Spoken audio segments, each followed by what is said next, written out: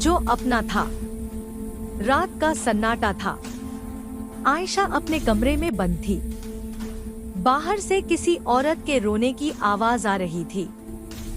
आवाज इतनी दर्दनाक थी कि दिल कांप जाए। आयशा दरवाजा खोलकर बाहर आती है।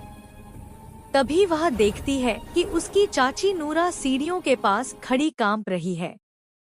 नूरा मदद मांगती है। आयशा, कुछ मुझे मारना चाहता है। इतना कहते ही अचानक अलमारी का दरवाजा जोर से खुलता है और रूहान, आयशा की माँ, हवा में उठ जाती है।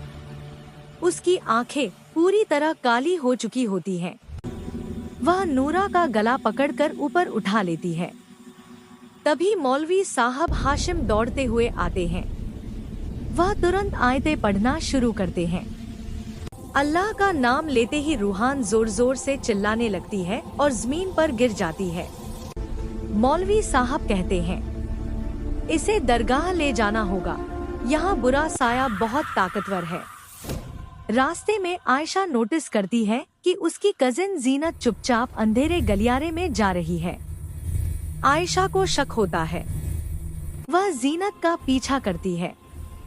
जीनत एक बंद कमरे में जाती है। अंदर से मंत्रों जैसी आवाजें आ रही होती हैं।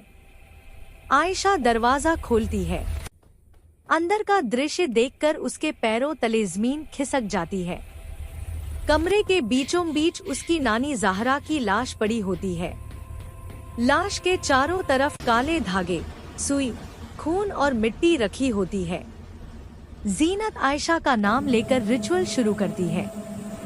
आयशा चिल्लाती है, ये तुम क्या कर रही हो? जीनत हंसती है। उसकी हंसी में नफरत भरी होती है। पूरा परिवार मैंने ही खत्म किया है। तुम्हारी नानी ने बचपन में मेरे माँ बाप को काले जादू से मारा था। मुझे हराम की औलाद कहा गया।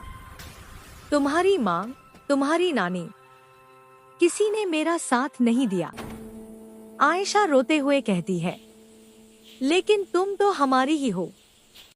जीनत गुस्से से चिल्लाती है, नहीं, मैं कभी तुम्हारी नहीं थी और अब तुम भी नहीं बचोगी। आयशा डर के मारे वहां से भाग जाती है। पीछे से जीनत की डरावनी हंसी गूंजती रहती।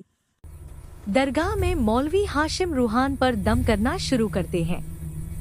सब दुआ पढ़ रहे होते हैं। अचानक रूहान के मुंह से काला खून निकलता है। वह बेहोश हो जाती है। उसी पल जीनत का जादू कमजोर पड़ने लगता है। हर बार जब वह सुई चुभाने की कोशिश करती है, उसका हाथ कांप जाता है। अचानक उसकी उंगली टेढ़ी हो जाती है। वह खून की उल्टी करती है। दरगाह में मौलवी साहब जोर से आयत पढ़ते हैं। रूहान झटके से उठती है, लेकिन तुरंत जमीन पर गिर जाती है। मौलवी साहब आयशा से कहते हैं, अपनी माँ के गुनाहों के लिए माफी मांगो। आयशा फूट फूट कर रोती है और अल्लाह से माफी मांगती है। उधर जीनत पागलों की तरह लाश पर हमला करने लगती है। अचानक कमरे में अजीब आवाजें गूंजती हैं।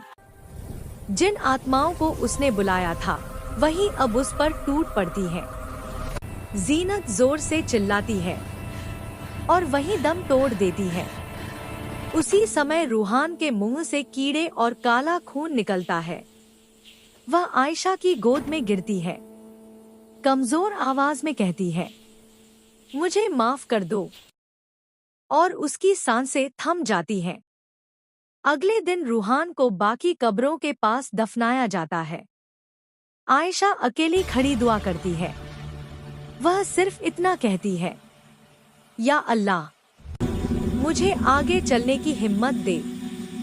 कैमरा धीरे धीरे ऊपर उठता है और कहानी यहीं खत्म हो जाती है।